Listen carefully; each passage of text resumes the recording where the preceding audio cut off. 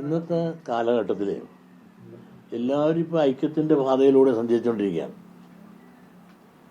പണ്ട് തൊട്ട് തന്നെ SNDP ഉയർത്തിയ വലിയൊരു ആശയമാണ് നായാടി തൊട്ട് നമ്പൂതിരി വരെ ഉള്ള സമുദായത്തിൻ്റെ ഒരു കൂട്ടായ്മ.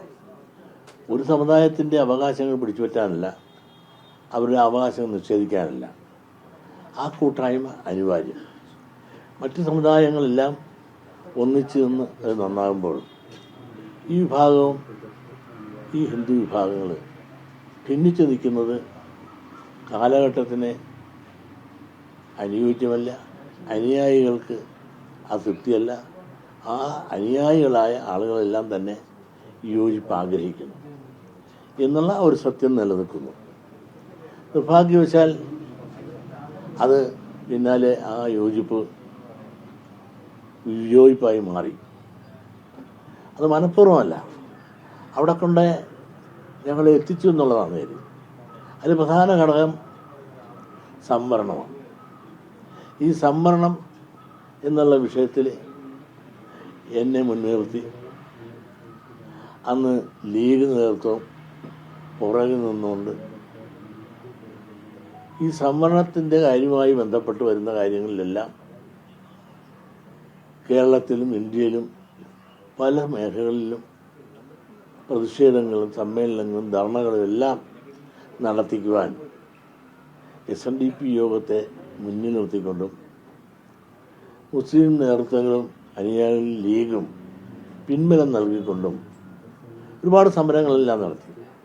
അപ്പോഴെല്ലാം തന്നെ ഈ നായർ ഈഴവ ഐക്യം എന്നുള്ള ആ ആശയത്തോട് ലീഗ് വളരെ അസംതൃപ്തിയും അതിനെതിരായ നിൽക്കണമെന്നുള്ള ആഗ്രഹങ്ങളും ആ യോജിപ്പ് സമൂഹത്തിന് നല്ലതല്ല എന്നും അവർ സവർണ ഫാസിസ്റ്റുകളാണെന്നും സവർണാധിപത്യത്തിന് വേണ്ടി നിൽക്കുന്നവരാണെന്നും ചാതുർവർണ്ണ്യം പുനഃസ്ഥാപിക്കാൻ വേണ്ടി ശ്രമിക്കുന്നവരാണെന്നും എല്ലാം പറഞ്ഞ് ഞങ്ങളെല്ലാം ഉപദേശിച്ച് നമ്മൾ പിന്നോക്കക്കാരായ നമ്മളെല്ലാം ഒന്നിച്ച് നിൽക്കണമെന്നും സംവരണ സമുദായക്കാരായ നമ്മളെല്ലാം ഒന്നിച്ച് നിൽക്കണമെന്നും പറഞ്ഞുകൊണ്ട് വളരെ നാളുകൾ ഞങ്ങളെ നയിച്ചു. പ്രത്യേകിച്ച് വന്ന് LDFൻ്റെ ഭരണകാലമാണ്. ആ LDFൻ്റെ ഭരണകാലം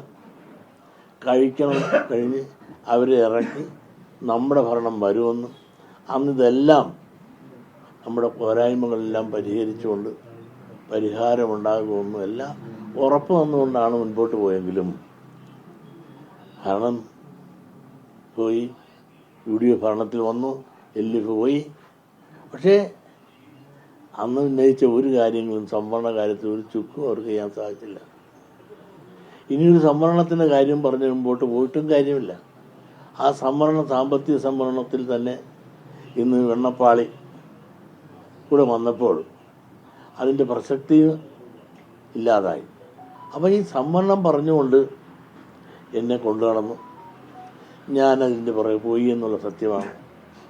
പക്ഷെ കാര്യങ്ങൾ തിരിഞ്ഞു നോക്കുമ്പോൾ കുറ്റബോധം എനിക്ക് മനസ്സിലായി. ചതിക്കപ്പെട്ടു.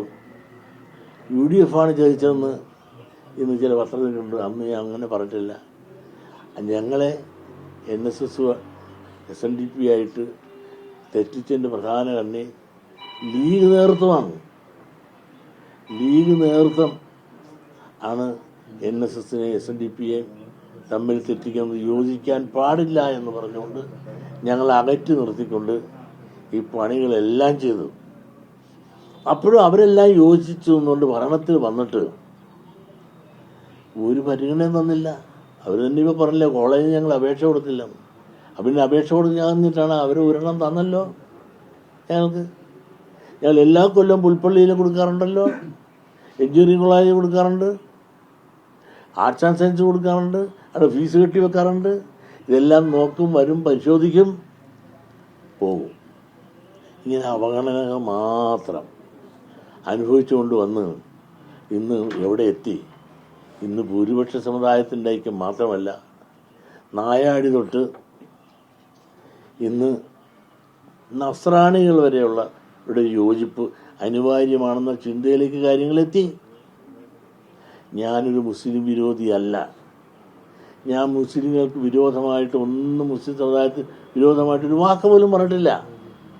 മലപ്പുറത്തെ എൻ്റെ സംസാരത്തെ വക്രീകരിച്ചും വ്യാഖ്യാനിച്ചും എന്നെ ഒരു വർഗീയവാദിയാക്കി മാറ്റി.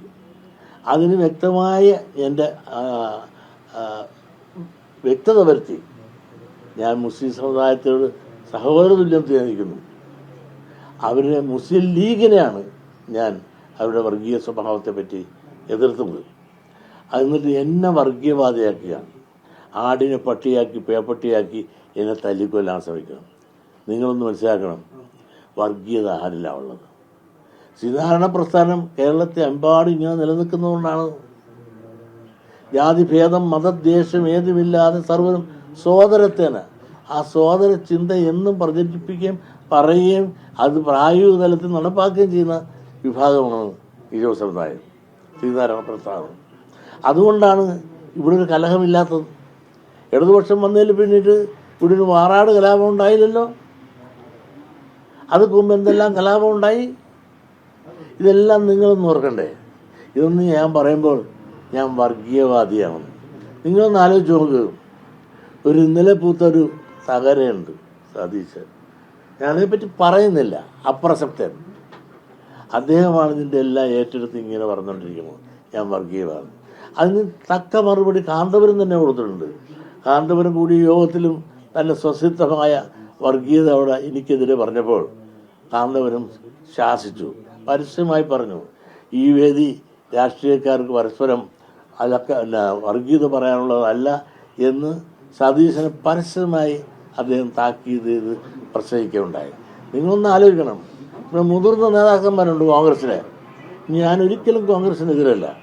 മുതിർന്ന AK ആന്റണി പറയട്ടെ ഞാൻ വർഗീയവാദിയാണെന്ന്, രമേശ് ചെന്നിത്തല പറയട്ടെ, അവരെല്ലാം എത്രയോ സീനിയറായി, ഇളയേക്കാൾ എത്രയോ സീനിയറായ ആളുകളാണ്. അവർ പറയട്ടെ ഞാൻ വർഗീയവാദിയാണെന്ന്. ഇതെല്ലാം പറയട്ടെ. വേണുഗോപാലുണ്ട്, സതീശനുണ്ട്, നമ്മുടെ AK ആന്റണിയുണ്ട്, രമേശ് ചെന്നിത്തലുണ്ട്. ഇങ്ങനെയുള്ള ആളുകളെല്ലാം ഇന്ന് ലൈവായി ജീവിച്ച് രാഷ്ട്രീയത്തിൽ തന്നെ അവർ നിലനിൽക്കുന്നുണ്ട്. അവർ പറയട്ടെ വെള്ളാപ്പള്ളി നടേശൻ വർഗീയവാദിയാണ് എന്ന് പറഞ്ഞാൽ ഞാൻ അഡ്മിറ്റ് ചെയ്യാം. പക്ഷേ ഇന്നലെ ഉദിച്ചൊരു തകര അതേ ആളുകൊണ്ട് നിങ്ങൾ പറഞ്ഞ കാറ്, ഞാനെല്ലാം കാറ് കിട്ടില്ല, എന്നെല്ലാം ഉത്തരം ഞാൻ സുധാകരൻ അദ്ദേഹം പറഞ്ഞിട്ടുണ്ട്. കാരണം കാറിനെ പറ്റി പറഞ്ഞപ്പോഴും നിങ്ങളൊന്ന് ആലോചിക്കണം. 80 കൊല്ലങ്ങൾക്ക് മുമ്പ്, സതീശനൊക്കെ ജനിക്കുന്നതിന് മുമ്പ്, എൻ്റെ അച്ഛൻ എൻ്റെ മൂത്ത സഹോദരിക്ക് ഇംഗ്ലണ്ടിൽ നിന്ന് ആസ്റ്റിൻ കാർ കപ്പൽ ഇമ്പോർട്ട് ചെയ്താണ് കൊടുത്തത്. അന്ന് എൻ്റെ അച്ഛൻ ആ വാക്സ്വാൾ വേവിൻ 6 സിലിണ്ടർ കാറിലാണ് സഞ്ചരിച്ചുകൊണ്ടിരുന്നത്. എനിക്ക് എന്തുണ്ടായിരുന്നു എന്ന് 80 കൊല്ലങ്ങൾക്ക് മുമ്പ് എൻ്റെ അച്ഛൻ എഴുതിയിരിക്കുന്ന ഭാഗ ഉടമ്പടി കണ്ടാൽ ഇത്രയുണ്ട്. അത്രയും ഭൂസ്വത്തുകളുടെ ഉടമയായിരുന്നു എൻ്റെ അച്ഛൻ. എൻ്റെ അച്ഛന് കയർ ഫാക്ടറി ഉൽപ്പന്നങ്ങൾ ഇംഗ്ലണ്ടിലേക്ക് അയക്കുകയായിരുന്നു. അതുകൊണ്ടാണ് അവിടെ നിന്ന് കപ്പലിൽ ഇത് ഇറക്കാൻ സാധിച്ചത്. പക്ഷേ ഈ പറയുന്ന ആളിന് എന്താസ്തി ഉണ്ടായ രാഷ്ട്രീയത്തിൽ വരുന്നതിന് മുമ്പ് ഒരാസ്തി ഉണ്ടാകാതെ ഇതെല്ലാം ഉണ്ടാക്കിയിട്ട് എന്നെ എന്തിനും നിരന്തരം വേട്ടയാടുകയാണ്. SNDP പ്രസ്ഥാനത്തിന് മാത്രം എതിരെയല്ല, ഈഴവർക്കെതിരെയല്ലേ എന്നും പ്രതികരിക്കുന്നത്. SNDP പ്രസ്ഥാനത്തെ തകർക്കുക, ഈഴവനെ തകർക്കുക, അതിനെ തളർത്തുക. ഈ മാന്യന്റെ ഉപ്പാപ്പം വിചാരിച്ചാലും SNDP യോഗത്തെ തകർക്കാനും തളർത്താനും ഇതിനു മുമ്പും പലരും വന്നിട്ടുണ്ട്. ഒന്നും സംഭവിച്ചിട്ടില്ല. ഇത് വളരെ അല്ലാതെ തളർന്നിട്ടില്ല. പിളർക്കാൻ ശ്രമിച്ചവരെല്ലാം സ്വയം പിളർന്നു പോയതല്ലാതെ ഇത് പിളർത്താൻ സാധിച്ചിട്ടില്ല. നിങ്ങളൊന്ന് മനസ്സിലാക്കണം. സുവാനന്ദ അദ്ദേഹത്തെ പലരും ഞാൻ എറണാകുളത്ത് വെച്ച് ചില പ്രസ്താവന ഇറക്കിയപ്പോൾ ഉടനെ എന്നെ ഒരുപാട് സ്നേഹിക്കുന്ന ഒരു ചാനലുണ്ട്. അവരുടനെ വിളിച്ചങ്ങോട്ട് ഉടനെ എന്ത് നെഗറ്റീവ് കിട്ടുമെന്നാണ് വിചാരിച്ചത്. കിട്ടിയില്ല. അദ്ദേഹം നല്ലൊരു മറുപടി പറഞ്ഞു. ആ മറുപടി പറഞ്ഞപ്പോൾ എന്താണ്, ഈ കാലഘട്ടത്തിൽ യോജിപ്പ് അനിവാര്യമാണെന്ന്, ഇതുപോലുള്ള കാറിൻ്റെ കാര്യമെല്ലാം പറഞ്ഞ് ആക്ഷേപിക്കുന്നത് ശരിയല്ല എന്ന് ഉപദേശ രൂപത്തിൽ ആ മാന്യൻ പറഞ്ഞുവെങ്കിൽ കാലഘട്ടത്തിൻ്റെ ചിന്തയും ഭാവനയും എവിടെ എത്തുന്നു എന്നുള്ള തിരിച്ചറിവ് എങ്കിലും ഇവർക്കൊക്കെ ഉണ്ടായാൽ നല്ലത്.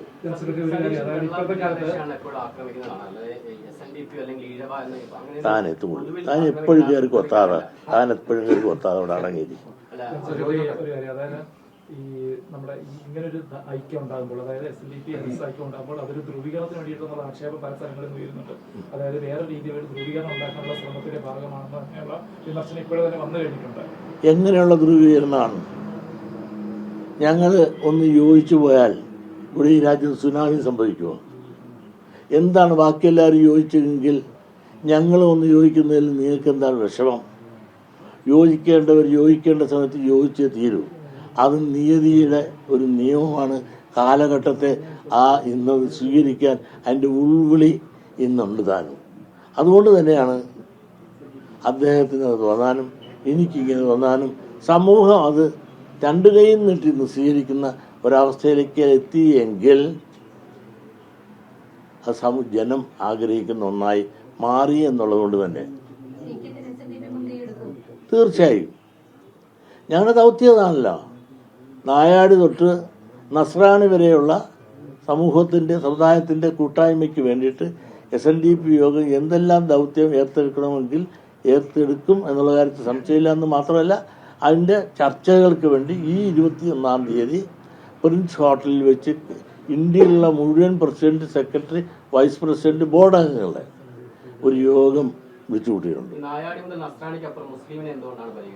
അതിൻ്റെ ആവശ്യമില്ലാത്തതുകൊണ്ട് അതിൻ്റെ എന്തുകൊണ്ടാണ് നിങ്ങളോട് പറയുന്നത്? അതിൻ്റെ ആവശ്യമില്ലാത്തതുകൊണ്ട് മുസ്ലിം സമുദായത്തോട് ഞങ്ങൾക്ക് വളരെ മുസ്ലിം ലീഗിനെ ഉൾപ്പെടുത്താത്തത് അല്ല, രണ്ട ആ യോജിപ്പാണ് ഇപ്പോഴത്തെ ആവശ്യമെന്ന് ഞങ്ങൾക്ക് തോന്നുന്നു. നിങ്ങൾക്ക് തോന്നണമെന്നില്ലല്ലോ. അല്ല, ന്യൂനപക്ഷങ്ങൾ അർഹമായതിൽ കൂടുതൽ മേടിക്കുന്നു എന്ന് പറഞ്ഞാൽ AK ആന്റണിയെ പുറത്തിറക്കിയത് ആരാണ്? കേരള രാഷ്ട്രീയത്തിൽ ന്യൂനപക്ഷങ്ങൾ അർഹിക്കുന്നേക്കാൾ കൂടുതൽ മേടിക്കുന്നു എന്ന് ഭൂരിപക്ഷത്തിന് അഭിപ്രായമുണ്ട് എന്ന് പറഞ്ഞപ്പോൾ അദ്ദേഹത്തിന് ചവിട്ടി പുറത്താക്കിയത് ആര്? ഇതൊക്കെ കേരള രാഷ്ട്രീയം കണ്ടതല്ലേ? സാമുദായിക ഐക്യത്തെ കുറിച്ച് പറഞ്ഞിരുന്നല്ലോ. പ്രത്യേകിച്ച് ഈ പറഞ്ഞ നായാടി മുതൽ നസ്രാണി വരെ, നമ്പൂതിരി വരെ എന്ന് പല ഘട്ടത്തിൽ പറഞ്ഞിട്ടുണ്ട്. ആ ഘട്ടങ്ങളിലൊന്നും NSSന്റെ ഭാഗത്തു നിന്നും അത്തരത്തിലൊരു പോസിറ്റീവായിട്ടുള്ള ഒരു മറുപടി ഉണ്ടായിട്ടില്ല. പക്ഷെ ഇപ്പോൾ അങ്ങനെ ഒരു മറുപടി ഉണ്ടാകുന്നു. അത്തരത്തിൽ എന്ത് മാറ്റമാണ് സംഭവിച്ചത്? അങ്ങനെ മാറണമെന്നുള്ള ഒരു വിചാരങ്ങൾ സമൂഹത്തിലുണ്ടായി എന്ന് തന്നെ നിങ്ങൾ മനസ്സിലാക്കിയാൽ മതി. തെരഞ്ഞെടുപ്പ് അടുത്ത് നിൽക്കുന്ന ഒരു സമയമാണ്. അപ്പോൾ ഈ രണ്ട് സമുദായ സംഘടനകളും ചേരുക എന്ന് പറയുമ്പോൾ അത് വലിയൊരു രാഷ്ട്രീയ സമവാക്യങ്ങൾ കൂടി വഴിവെക്കുന്ന ഒരു കാര്യമാണ്. അത്തരത്തിൽ ഏതെങ്കിലും രാഷ്ട്രീയ നേതാക്കളോ അങ്ങനെ എന്തെങ്കിലും ചർച്ചയ്ക്കോ ഇങ്ങനെ ഒരു സമന്വയം വേണമെന്നോ ഐക്യം വേണമെന്നോ അഭിപ്രായപ്പെട്ടിട്ടുണ്ടോ? എൻ്റെ പൊന്നു സഹോദരൻ, ഒരാളും വന്ന് പറഞ്ഞിട്ടില്ല. ഒരു രാഷ്ട്രീയ നേതാക്കന്മാരോ ഒരു സമുദായ നേതാക്കന്മാരോ ഇങ്ങനെ ദൗത്യത്തിൻ്റെ ദല്ലാളുകളായിട്ട് ഞങ്ങൾ ആരും സമീപിച്ചിട്ടില്ല. ഇത് ഈ കാലഘട്ടത്തിന് അനിവാര്യമാണ് എന്നുള്ള ഒരവസ്ഥയിലേക്ക് ചിന്തിച്ച് ചർച്ച എപ്പോഴുണ്ടാവും? അങ്ങനെ തീരുമാനം 21-ാം തീയതി കഴിഞ്ഞാൽ ചർച്ച ഈ 21-ാം തീയതി ഔദ്യോഗികമായ ചർച്ച ഞങ്ങൾ കേരളത്തിലുള്ള ഇന്ത്യയുള്ള മുഴുവൻ ഞങ്ങളുടെ നേതാക്കന്മാരോട് വിളിച്ചിട്ട് അവരിൽ നിന്നുള്ള അംഗീകാരം വേണ്ടിയിട്ട് എങ്ങനെയാണ് മുമ്പോട്ട് പോകേണ്ടതെന്നുള്ളതിനെ പറ്റി ഞങ്ങളൊരു ധാരണയും തീരുമാനം ഉണ്ടാകും. അതായത് ഈ ചില നേതാക്കളെ മാത്രം ടാർഗറ്റ് ചെയ്യുന്നു എന്നുള്ള ഒരു ആക്ഷേപം അന്ന് ഉന്നയിക്കുന്നുണ്ട്. അതായത് കോൺഗ്രസിലെ തന്നെ ചില നേതാക്കളെ മാത്രം ലക്ഷ്യം വെച്ചുകൊണ്ടാണ് പ്രസ്ഥാനം നടത്തുന്നത്. പക്ഷെ മറ്റു നേതാക്കള് അവരെ കുറിച്ച് പറയുന്നില്ല എന്നുള്ളൊരു ആക്ഷേപം ഇങ്ങനെ പൊതുവെ കേൾക്കുന്നുണ്ട്. ആരെ പറ്റിയാണ്? അല്ല, ഈ VD സതീശനെ കുറിച്ച് മാത്രം VD സതീശനല്ലാതെ വേറെ ആരെങ്കിലും? ഞാൻ ചോദിക്കട്ടെ, വേണുഗോപാല് ഞാനൊരു വർഗീയവാദിയാണെന്ന് പറയുന്നുണ്ടോ? ഞാൻ എന്നെ കാറ് കയറ്റിയത് തെറ്റായിപ്പോയെന്ന് പറയുന്നുണ്ടോ? അതുപോലെ ഏറ്റവും സീനിയറായ ഇവിടെ രമേശ് ചെന്നിത്തലുണ്ട്. അവരൊക്കെ എത്രയോ സീനിയറും രാഷ്ട്രീയത്തിൽ ഒരുപാട് പക്വതയും മാന്യതയും പുലർത്തുന്ന മാന്യന്മാരാണ്. അതുപോലെ AK ആന്റണി ഈ രാജ്യത്ത് ഇപ്പോഴും ജീവിച്ചിട്ടുണ്ടല്ലോ. AK ആന്റണി കാറിക്കറ്റ് തെറ്റായിപ്പോയി എന്ന് പറയാറുണ്ടോ? അതുപോലെ എന്നെ ടാർഗറ്റ് ചെയ്ത് ഞാനൊരു വർഗീയവാദിയാണ് എന്ന് അവരാരെങ്കിലും പറയുന്നുണ്ടോ? ഈ മാന്യനല്ലേ പറയുന്ന മുഴുവൻ? വെള്ളാപ്പള്ളി വിമർശിച്ചത് ഈഴവിരോധിയാകുമെന്ന് തന്നെയാണ് പറയാൻ കഴിയും. വിമർശനം എല്ലാവരെയും നേരിടാൻ വിമർശനം എല്ലാവർക്കും നേരെ ഉണ്ടാവാറുണ്ട്, സ്വാഭാവികമല്ലേ? എന്തുകൊണ്ടാണ് വെള്ളാപ്പള്ളി വിമർശിക്കുമ്പോൾ ഈഴവിരോധി? അതിന് ഞാൻ ആ ചോദ്യത്തിന് ഞാൻ ഉത്തരം നിങ്ങൾക്ക് ജമാഅത്തെ ഇസ്ലാമി പോലുള്ള സംഘടനകളെ കൂടെ നിർത്തുകയും SNDP ഈ വർഗീയ ചിന്താഗതിയുള്ള ഒരു സംഘടനയാണെന്നാണല്ലോ ഇപ്പം VD സതീശൻ പറയുന്നത്. അതെ, കാരണം യഥാർത്ഥ വർഗീയ സംഘടനയെ കൂടെ നിർത്തുകയും മതേതരത്വം പറഞ്ഞ് ഞങ്ങളെക്കുറിച്ചുള്ളവരെ വർഗീയവാദിയാക്കി. നിങ്ങളൊന്ന് ആലോചിക്കണം, ഈ രാജ്യത്ത് വെട്ടും കുത്തും ഒന്നുമില്ലാതെ പോകുന്നത് തന്നെ ശ്രീനാരായണ പ്രസ്ഥാനത്തിൻ്റെ വളർച്ചയും ഉയർച്ചയും അവരുടെ പ്രവർത്തനം കൊണ്ടാണ്. അതൊന്നും അംഗീകരിക്കാതെ ഞങ്ങളെ തനി വർഗീയവാദിയാക്കുക, യഥാർത്ഥ വർഗീയവാദികളെ അവർ വർഗീയവാദിയായെന്ന് കാണാതെ, അതുപോലെ ഞങ്ങളെക്കുറിച്ചുള്ള ഈ വർഗീയവാദത്തിന് എതിരായി എല്ലാവരെയും സമന്വയത്തോടുകൂടി കാണുന്ന ഞങ്ങളെ വർഗീയവാദിയാക്കി തേജോവധം ചെയ്യാൻ ശ്രമിക്കുന്ന ഇയാളാണ്. അയാൾ പറയുമ്പോൾ അയാൾക്കെതിരെ ഞങ്ങൾ പറയും. UDF ഞങ്ങൾ ആരും എതിരല്ല, കോൺഗ്രസ് ഞാനും എതിരല്ല. കോൺഗ്രസ് ഇന്ത്യക്ക് സ്വാതന്ത്ര്യം നേടിത്തുന്ന വലിയൊരു പ്രസ്ഥാനമാണ്. കേരളത്തെ സംബന്ധിച്ചിടത്തോളം അവർക്ക് പ്രസക്തി ഇല്ലാതെ പോയെങ്കിൽ ഞാനല്ല കാരണക്കാരൻ. അവർ ആൾ ഇന്ത്യ ബേസിൽ തന്നെ പ്രസക്തി കുറഞ്ഞില്ലേ? 6 പേരുണ്ടായിരുന്നു, അവർ പോലും പോയില്ലേ? ഇപ്പം കേരളത്തിൽ തന്നെ നിങ്ങൾക്ക് ആലോചിച്ച് നോക്ക്. മുസ്ലിം ലീഗ് പറയുന്ന അനുസരിച്ച് ചാടിക്കളിക്കട കുഞ്ഞിരാമ എന്ന് പറയുമ്പോൾ ചാടിക്കളിക്കുന്ന ഒരു പ്രസ്ഥാനമായി അധപ്പതിക്കേണ്ട ഒരു ഗതികേട് വന്നില്ലേ കോൺഗ്രസിനകത്ത്? അവർ ഇപ്പം തന്നെ പറഞ്ഞില്ലേ, ഇനിയും ഞങ്ങൾക്ക് കൂടുതൽ സീറ്റുകൾ വടക്കൻ തെക്കൻ മേഖലയിൽ വേണമെന്ന് കുഞ്ഞാലിക്കുട്ടി പറഞ്ഞപ്പോൾ ഇവിടെ പ്രതിപക്ഷത്തിൽ നേതാവായ നമ്മുടെ മുസ്ലിം നേതാവായിട്ടുള്ള എന്താണ് അദ്ദേഹത്തിൻ്റെ പേര്, അദ്ദേഹം പറഞ്ഞത് ശരിയാണ്, ഇവിടെ സീറ്റ് ഇനി അവർക്ക് കൊടുക്കേണ്ടതാണെന്നാണ് പറഞ്ഞത്. അപ്പോൾ വന്ന് അവർ പറയുന്നതിനെല്ലാം ശരി വെച്ചല്ലേ പറയണത്.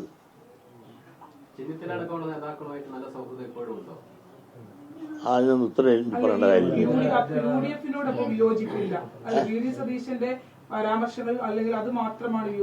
അതെ, എനിക്ക് UDF-കാരുടെ ഒരു വിരോധവും ഇല്ല. ഇപ്പോഴത്തെ കൂടിച്ചേരൽ, അതായത് പുതിയൊരു നീക്കം, ഈ പറഞ്ഞ സാമുദായികമായിട്ടുള്ള ഒരു ഐക്യത്തിലേക്ക് പോകുന്നുള്ള നീക്കം, അത് ആർക്കാണ് ഗുണം ചെയ്യുക? ഇടതുപക്ഷത്തിന് ഗുണം ചെയ്യുമെന്ന് കരുതുന്നുണ്ടോ? അത് ആർക്ക് ഗുണം ചെയ്യും ആർക്ക് ദോഷം ചെയ്യും എന്നതിനെ പറ്റി എനിക്ക് പറയാനിപ്പോൾ സാധിക്കില്ല. ഞങ്ങളിങ്ങനൊരു സംവാദം നടത്തി കഴിഞ്ഞല്ലേ ഉള്ളൂ. അതിൻ്റെ ഭരണഫലം എങ്ങനെ വരുന്നു എന്നുള്ളതിനെപ്പറ്റി ഞങ്ങൾ തമ്മിലുള്ള ചർച്ചയിലുള്ള ഉരുത്തിരുന്നതിൻ്റെ അടിസ്ഥാനത്തിൽ ഞങ്ങൾ രാഷ്ട്രീയ പാർട്ടികൾക്ക് പിൻബലം കൊടുക്കാനോ അല്ലെങ്കിൽ പാർട്ടിക്കാർക്ക് ഇടം കൊടുക്കാനോ വേണ്ടിയിട്ടല്ല. ഞങ്ങളുടെ കൂട്ടത്തിൽ എല്ലാ പാർട്ടിയുണ്ട്. അതുപോലെ എന്നെ സംബന്ധിച്ചിടത്തോളം അവരുടെ സമൂഹ സിദ്ധാന്തം പണ്ടും ഇന്നും നിലനിർത്തുന്നുണ്ട്. NSS ചാൻസലർ സുകുമാരൻ നായർ ഈ അന്ന് മുന്നോട്ട് വെച്ച വാദത്തെക്കുറിച്ച് അനുകൂലമായിട്ടാണ് പ്രതികരിച്ചിരിക്കുന്നത്. അപ്പം ഈ സ്വാഭാവികമായിട്ടും ഇങ്ങനൊരു ചർച്ച വരുമ്പോൾ മറ്റ് രാഷ്ട്രീയ കക്ഷികളൊക്കെ അതിനെ ഒരു പൊളിറ്റിക്കൽ നീക്കമായിട്ട് തന്നെ വീക്ഷിക്കാനുള്ള സാധ്യതയില്ല അതിനകത്തൊരു. അത് ഓരോരുത്തർ അവരുടെ ഇഷ്ടം പോലെ ചിന്തിച്ചിട്ടേ. പൊളിറ്റിക്കലായിട്ടാണ് ചിന്തിക്കുന്നവർക്ക് അങ്ങനെ ആകട്ടെ. അന്തൻ ആനയെ കണ്ട പോലെ ആനയെ പിടിച്ചു ജൂലായിട്ടും കാലെ പിടിച്ചും തൂണായിട്ടും അങ്ങനെ ഓരോരുത്തരും അവരുടേതായ ഇത് വ്യാഖ്യാനിച്ചോട്ടെ. അതിന് ഞങ്ങൾക്ക് എന്തിയാൽ ഈ വ്യാഖ്യാനത്തെ ഭയന്നുകൊണ്ടും ഞങ്ങളുടെ ആശയത്തെ കൊല്ലാൻ നോക്കുമോ?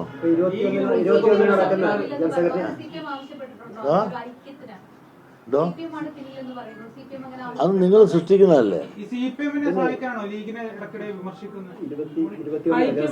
ഐക്യം എന്നത് ഇപ്പോൾ തെരഞ്ഞെടുപ്പ് വരുന്നു, അതിനകത്തൊരു കൂട്ടാത്തോടെ ഒരു നിലപാടെടുക്കുന്നു. അത്തരത്തിലാണ് ഈ ഐക്യം ഒരു പക്ഷേ ഗുണം ചെയ്യുക, അല്ലെങ്കിൽ അത്തരം സമയങ്ങൾ സന്ദർഭങ്ങൾ ഡിമാൻഡ് ചെയ്യാൻ വേണ്ടി കൂടി ഈ ഐക്യം പ്രയോജനപ്പെടും. അപ്പൊ തെരഞ്ഞെടുപ്പിന് തൊട്ട് മുൻപേ ഇത്തരം ഒരു ഐക്യത്തിലേക്ക് പോകുന്നു എന്ന് പറഞ്ഞാൽ അതിന് പിന്നിൽ തീർച്ചയായും രാഷ്ട്രീയ ലക്ഷ്യം കൂടി ഇല്ലേ? ഞങ്ങളെ എപ്പോഴത്തോളം ഒരു രാഷ്ട്രീയ ലക്ഷ്യവും മീറ്റിംഗ് കൂടിയിട്ട് എന്താ പിന്നെ അതിന്റെ അടുത്ത നടപടി? കാരണം ഈ ഒരു ആശയമുണ്ടല്ലോ, ആ ആശയത്തിനുള്ള അംഗീകാരവും അതിൻ്റെ പിന്നീടുള്ള നടപടിക്രമവും എങ്ങനെ ആയിരിക്കണം എന്നുള്ളതിനെ പറ്റിയുള്ള കൂടിയാലോചന തീരുമാനം എടുത്ത ശേഷമല്ലേ ഞങ്ങൾക്ക് പ്രസന്റ് ചെയ്യാനൊക്കെ ഉള്ളൂ.